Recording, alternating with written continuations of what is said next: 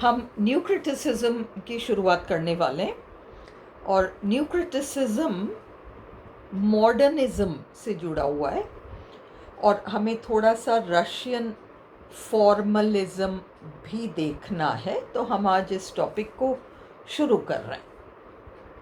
New criticism, modernism. क्या है modernism?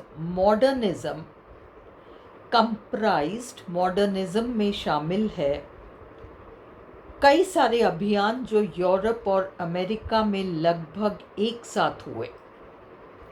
Modernism comprised a series of movements in Europe and America between 1910 and 1930 roughly।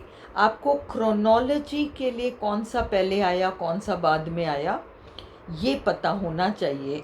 तो ये जो आपका मॉडर्निज्म है 1910 से 1930 के बीच का है। Its major figures were Marcel Proust, James Joyce जिन्होंने यूलिसिस नाम की रचना लिखी थी, एजरा पाउंड जो इमेजिस्ट कवि थे, टी.एस. एलियट जिन्होंने खूब सारा लिखा है, tradition and the individual talent वगैरह, वर्जीनिया वुल्फ, और वर्जीनिया वुल्फ की भी बहुत सारी रचनाएं हैं जो बहुत फेमस हैं, William Faulkner and Franz Kafka, ये सब मॉडर्निस्ट्स हैं। अ डिस्टिंक्ट ग्रुप, अब मॉडर्निज्म में ही एक ग्रुप बनकर उभर कर आएगा ब्लूम्सबरी नाम की जगह पर, जिसमें दो साहित्यकार हमें नाम पता होने चाहिए और काफ़ी सारे चित्रकार, कलाकार, पेंटर्स थे। तो ब्लूम्सबरी जगह का नाम है और वहाँ का जो ये कलात्मक व साहित्यिक ग्रुप है वो ब्लूम्सबरी ग्रुप के नाम से फेमस है। आप चाहें तो विकिपीडिया पे ब्लूम्सबरी ग्रुप डालेंगे तो एक छोटा सा लिस्ट सा आएगा, उसमें वर्जीनिया वुल्फ और E.M. फॉर्स्टर का नाम तो आएगा। A distinct group of artist critics associated with modernism, और ये ब्लूम्सबरी ग्रुप मॉडर्निज्म नाम के अभियान या मूवमेंट से जुड़ा हुआ है। Bloomsbury group was the Bloomsbury group. This circle, ये जो ग्रुप था इसमें शामिल थे included Virginia Woolf, E.M. Forster, साहित्यिक लोगों में से ये दो बड़े नाम हैं। It was around this time, लगभग इसी समय पर न्यू क्रिटिसिज्म उभर कर आने वाला है। I.A. रिचर्ड्स, बहुत सारे लोग उसमें जुड़ेंगे। It was around this time that the foundations of new criticism were laid by figures such as William Empson and I.A. Richards. I.A.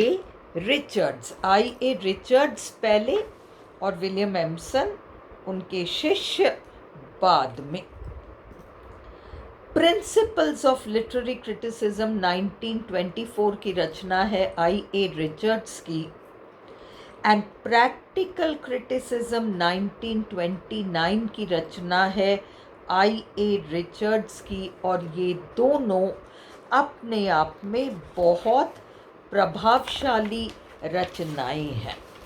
जब हम मॉडर्निज्म की बात करते हैं तो हम T.S. एलियट को छोड़ ही नहीं सकते। I.A. Richards made a distinction, I.A. Richards ने फ़र्क बताया, भाषा में दो तरह की भाषा होती है, भावनात्मक भाषा और साइंटिफिक भाषा जिसमें भावना नहीं होती।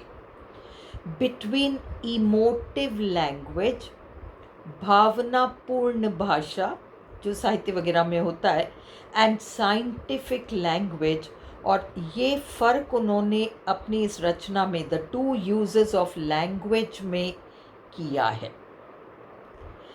हम आइए रिचर्ड्स को काफ़ी डिटेल में आगे देखेंगे। परहैप्स पहले हम थोड़ा थोड़ा सबको देख लें। Perhaps the most important modernist critic was the poet T.S. Eliot, जिनका टाइम पीरियड है 1888 to 1965, whose main critical contributions were, criticism के क्षेत्र में एलियट का योगदान क्या रहा। उन्होंने tradition and the individual talent नाम का जो ऐसे लिखा, उसमें उन्होंने अपने विचार दिए हैं, his views on tradition, tradition पर अपने विचार दिए और अपनी प्रतिक्रिया दर्शाई है रोमांटिक्स के खिलाफ, और उन्होंने सपोर्ट किया है मेटाफिजिकल पोएट्स जैसे जॉन डन।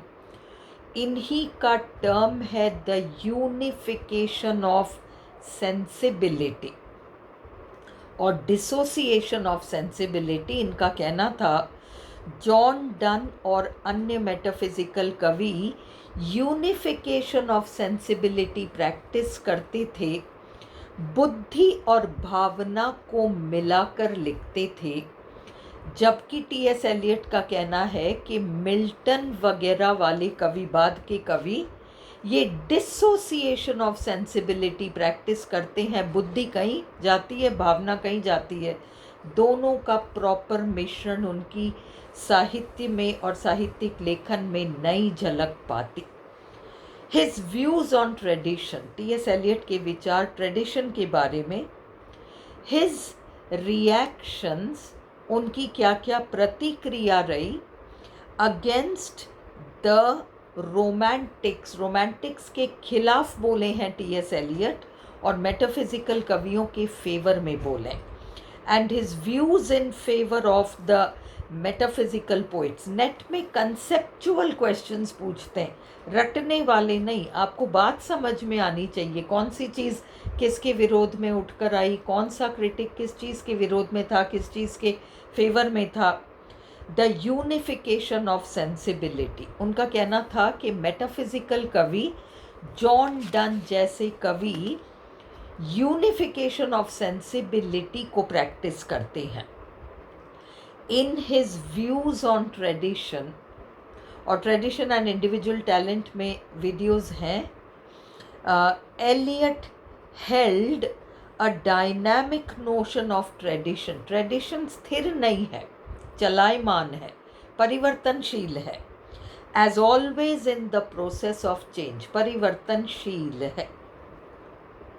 अब न्यू क्रिटिसिज्म के लिए हमें फॉर्मलिज्म थोड़ा सा जानना होगा।